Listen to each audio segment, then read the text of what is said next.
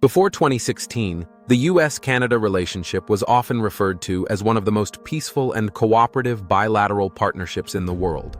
With shared borders, integrated economies, and mutual defense agreements like NORAD, travel between the two countries was seen as a symbol of that bond.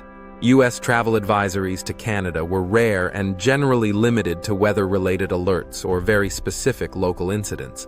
Under President Barack Obama's administration, cooperation deepened on issues like climate change, trade, and cross-border tourism.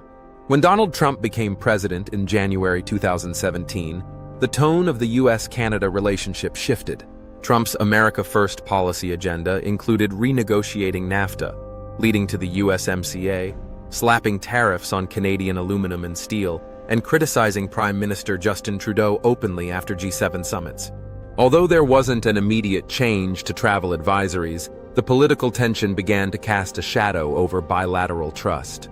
In March 2020, amid the global COVID-19 pandemic, the Trump administration coordinated with Canada to shut the border to non-essential travel. This marked the first major travel-related restriction between the two nations in decades. The advisory, while mutual, was unprecedented in scale and duration. Although necessary for public health, it was symbolic of how even the closest allies were forced into isolation during the Trump years. When President Joe Biden assumed office in January 2021, his administration worked swiftly to repair strained ties with Canada. Travel advisories were softened, and border reopenings were discussed with mutual trust and coordination. Biden and Trudeau resumed regular communication, and climate, trade, and security issues were back on a collaborative footing. By August 2021, Canada opened its borders to fully vaccinated U.S. travelers. Despite restored diplomatic warmth, nature had its own plans. In the summers of 2022, 2023, and 2024, Canada experienced record-breaking wildfires across provinces like British Columbia, Alberta, Quebec, and Ontario. Smoke traveled across borders, affecting air quality in U.S. cities. These environmental disasters led to several health-related travel advisories from the U.S. State Department, urging citizens to monitor air quality indexes and reconsider travel to certain areas. 6. June 2025. Travel advisory issued again.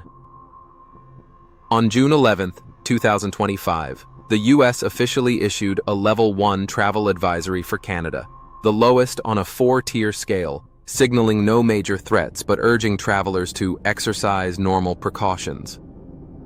While the advisory seemed routine, it was prompted by increasingly dangerous wildfire activity and poor air quality levels in parts of Canada. The advisory was a reminder that natural disasters now shape global mobility as much as political concerns.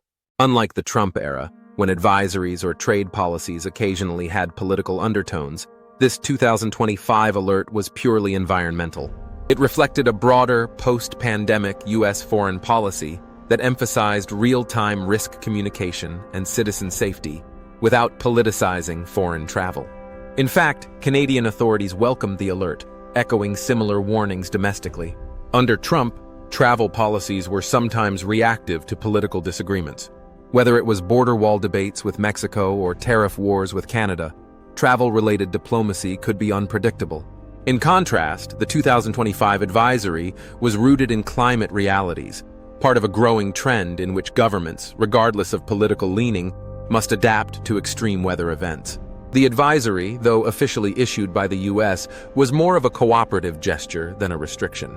The cross-border partnership between the U.S. and Canada remains strong, with both nations collaborating on wildfire response, public health, and real-time data sharing.